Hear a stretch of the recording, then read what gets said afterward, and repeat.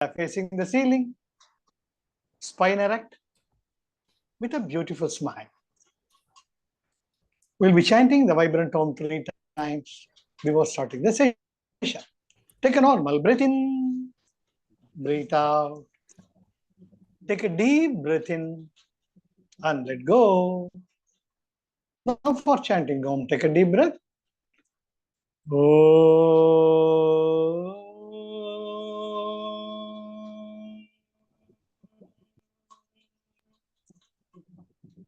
Another deeper breath.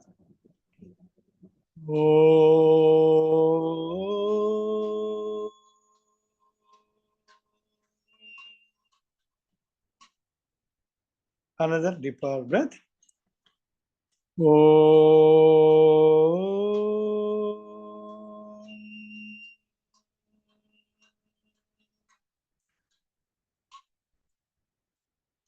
Slowly and gradually open your eyes. எல்லோருக்கும் வணக்கம். நாம தொடர்ந்து இப்ப திருக்குறள் பயணத்தை தொடரலாம். இப்ப நாம ஆரம்பத்திலிருந்து பாயிர இயல், இந்த நூல் எதை பற்றியது, இதனுடைய குறிக்கோள் என்ன, லட்சியம் என்ன, அதற்கு அடுத்தது இல்லற இயல் 20 அதிகாரங்களை கொண்டது, பாயிர இயல் 4 அதிகாரங்களை கொண்டது பார்த்தாச்சு. அதுக்கப்புறம் இப்ப துறவரவியல், உலகத்தினுடைய கடமைகளை அனைத்தையும் செய்து முடித்த பின்பு நாம் யார் என்பதில் முழுமையாக திளைத்து நமது ஆதார சக்தியாகிய ஆரம்பம் எது, முடிவு எது என்பதை பற்றிய ஒரு நிலைக்களம் தான் துறவரவியல்.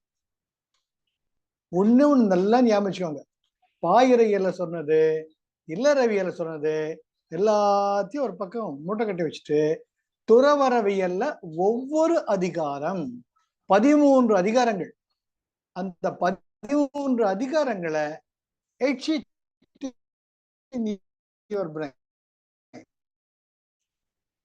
உங்கள் உள் நல்லா பச்சுக்கோங்க, ஃபாலோ பண்ணாலே sure to realize that you are the creator, you are part of the creator, you are not a created.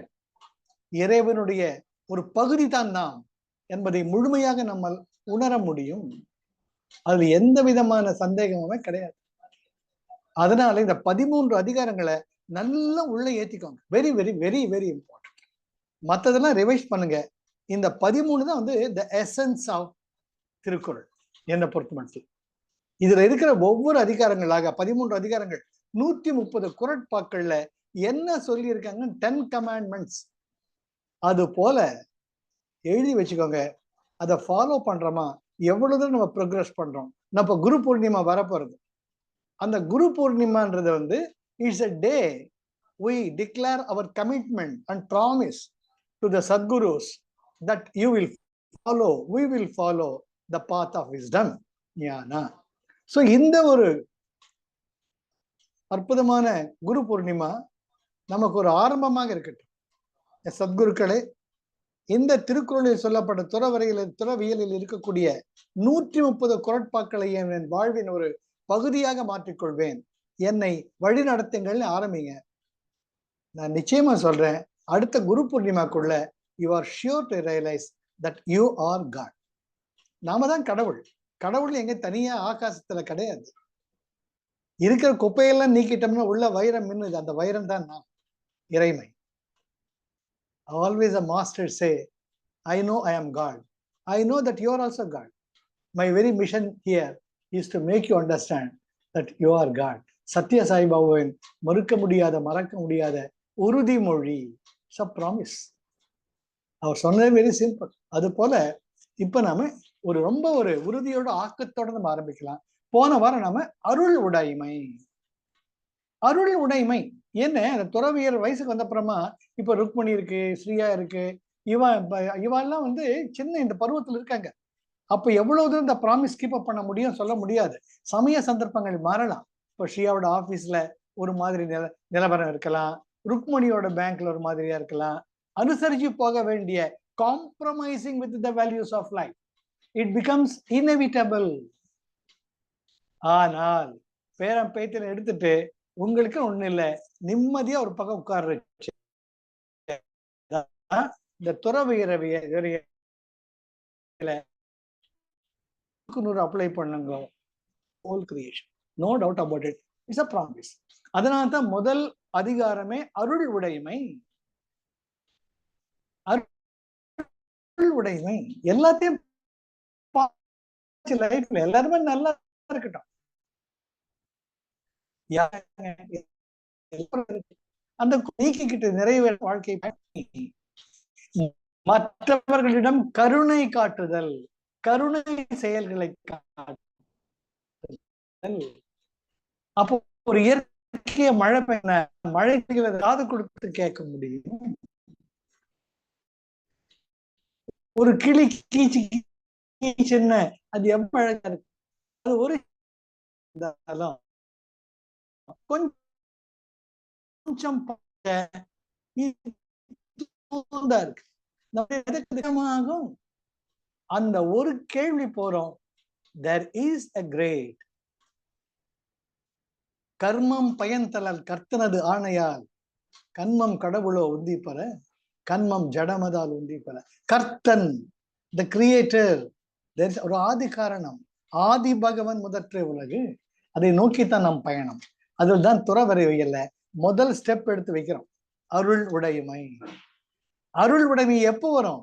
நான் எனது எனக்கு என்னுடைய முக்கியத்துவம் கொடுக்க முடியாத ஒரு நிலையில் எல்லாத்தையும் பார்த்தாச்சு லைஃப்ல, எல்லாரும் நல்லா இருக்கட்டும் அப்படின்னு வந்துட்டா அங்க ஈகோ முள்ள முள்ள முள்ள முள்ள பதனப்படும், தலை தூக்காது. அப்போ தானாக மற்ற உயிர்களுக்கு நம்முடைய கருணை தானாக பாயும். அதுதான் அருள் உடைமை. அதனால முதல்ல 10 நல்லா ஞாபகம் வச்சுக்கோங்க. நான் அந்த நோட்ஸ் அமைச்சிருக்கேன், நீங்க பிரிண்ட் அவுட் எடுத்து வச்சுக்கோங்க. I love that the way it has been express. அந்த இறைவன் கொடுத்த ஒரு ஞானத்தில் எனது மொழிகள் எனக்கே பிடிக்குது. நம்ம அருண் வீடியோ மறுபடியும் அமைச்சிருப்போம், அதை கேட்டேன்னா எனக்கே சந்தோஷமா இருக்கு. அடடா ரொம்ப அழகா இருக்கேன், ரொம்ப அழகா இருக்குன்னு நான் என்னையே பாராட்டிக்கிறேன். I pat myself. The flow is so nice. It need to reach what I am talking should touch your heart. அதுதான் முக்கியம். the rudimentary, the preliminary, the basic expression of the great sitter. அவர் என்ன சொல்ல வர்றார்? அருள் உடைமை. அருள் உடைமை என்ன சொல்ல வர்றார்? அது ஸ்ரீயாக்கு, ஸ்ரீயா மனசை தொடணும், பாக்யா அம்மாவோட மனசை தொடணும், சௌந்தரலி மனசை தொடணும், லட்சுமி இதுதான் இதுதான் அதுதான் the greatest blessing. அது போல இன்னைக்கு அடுத்தது புலால் மறுத்தல். ரொம்ப ஆத்தென்டிக்கா சொல்ற திருவள்ளுவர். இதை நம்ம இப்ப ஆரம்பிக்கலாம். அந்த புலால் மறுத்தல்ங்கிறது முதல்லயே குருஜி சொல்லுவார், தோஸ் யாருக்கு பயம் இருக்கோ அவன் தான் கத்திய முதல்ல தூக்குவான்னு ஒரு பழமொழி இருக்கு. கத்திய தூக்குறவனுக்கு கத்தியாலதான் முடிவுன்னு இன்னொரு பழமொழி இருக்கு. யாரு முதல்ல திட்டுறதுக்கு ஆரம்பிச்சு எவன் கைய வாங்குறானோ அவனுக்கு சென்ஸ் ஆஃப் இன்செக்யூரிட்டி இருக்குன்னு அர்த்தம். யார தைரியசாலியை தான் சொல்றது உண்மை இருக்குன்னு நினைக்கிறானோ அவன் அப்படியே பார்த்துக்கிட்டு இருப்பான், கதியோட பார்ப்பான். ஒரு அறிவற்ற குழந்தை பதற்றானு பார்த்துட்டு இருப்பான். அதற்கு காரணம் புலால். இந்த மாமிசம் சாப்பிடுறச்ச எந்த உயிருமே தன் உயிர் போக போகுதுங்கிற உணர்வு நிச்சயமா இருக்கு.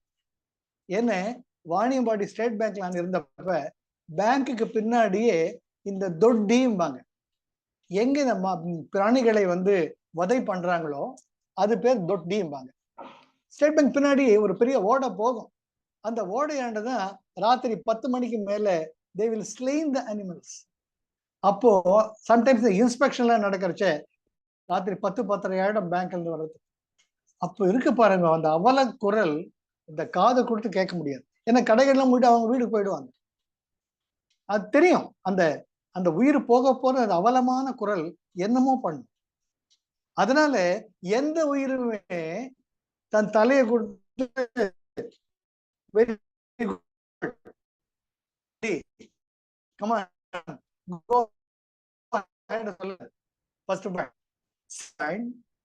கோயில்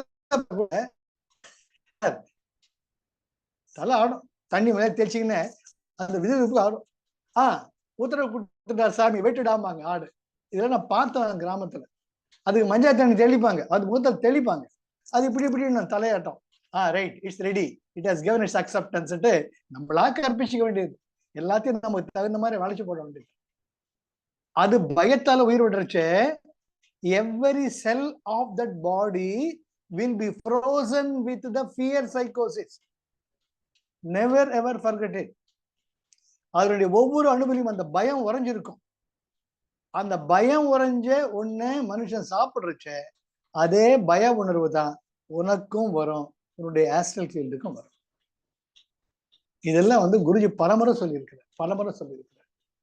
அதனால புலால் மருத்துவம் ரொம்ப முக்கியம். இப்ப நம்ம ஆரம்பிக்கலாம். தன் முதல் குறள், தன் ஊன் பெருக்கற்கு தான் பிரிது ஊன் உண்பான் எங்கனம் ஆளும் அருள். Direct question. தன் ஊன் பெருக்கற்கு, தன்னுடைய உடம்ப, ஊனுன்னா மாமிசம், ஊனுன்னா அந்த உடம்பு, மாமிசத்தான உடம்பு, உடம்ப வளர்க்கறதுக்கு தான் பிரிது ஊன் உண்பான். தான் அவன் மற்ற ஒரு மாமிசத்தை உண்பானால் அந்த செயலை ஒரு கருணை மிகுந்த செயல் என்று எப்படி சொல்ல முடியும்? நிச்சயமாக சொல்ல முடியாது என்று முதல் குறளிலேயே புலால் மறுத்தலை திருவள்ளுவர் ஆக்கப்பூர்வமாக மறுக்கிறார். பாருங்க, தன் ஊன் பெருக்கற்கு, தன் ஊன் தன்னுடைய உடல் பெருக்கற்கு வளர்ப்பதற்கு தான் பிரிது ஊன் உண்பான், மற்ற மாமிசத்தை உண்பவன்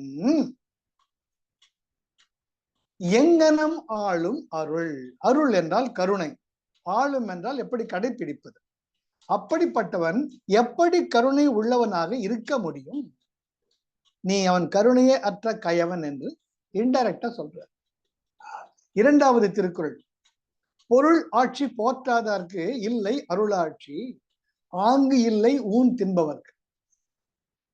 முதல் குறள் ரொம்ப சுலபம், அது படிச்ச உடனே தமிழ் தானே விளங்கணும். அதனால தான் அதை விளக்கமா சொல்ல.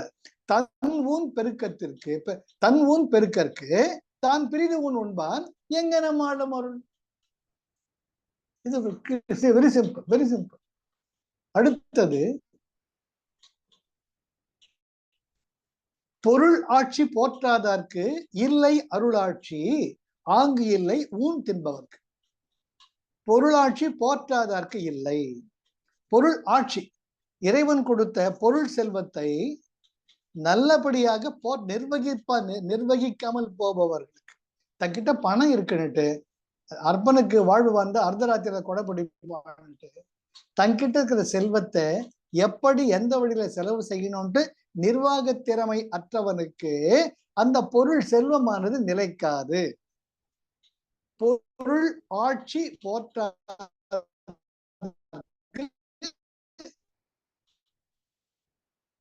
இல்லை.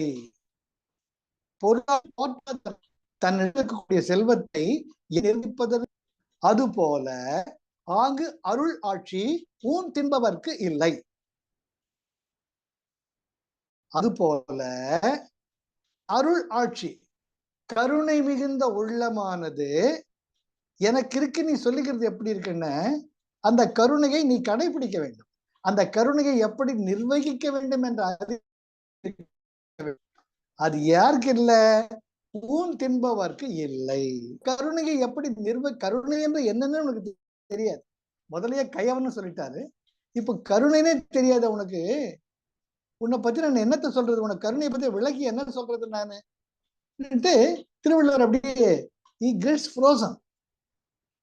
பொருள் ஆட்சி போற்றாதார்க்கு இல்லை, ஆங்கு இல்லை ஊன்பவும் தின்பவர்க்கு அருளாட்சி. அது போலவே அருளை கடைபிடிக்கக்கூடிய கருணை என்பது ஊன் தின்பவர்க்கு இல்லை. உன்கிட்ட என்ன பேச முடியும் கருணைன்னு சொல்றது பத்தி, கருணை பத்தி? இந்த 1, 2 ஆகிய 2 பாடல்களில் மாமிசம் புசித்தலனுடைய வேண்டாமையை வள்ளுவர் வேண்டுகோளாக விடுக்கிறார். என்னடா கண்டனி, என்னடா கண்டன்ட்டு ஒரு மாதிரி ஒரு தாய்மையுடன் அவர் உருகுகிறார்.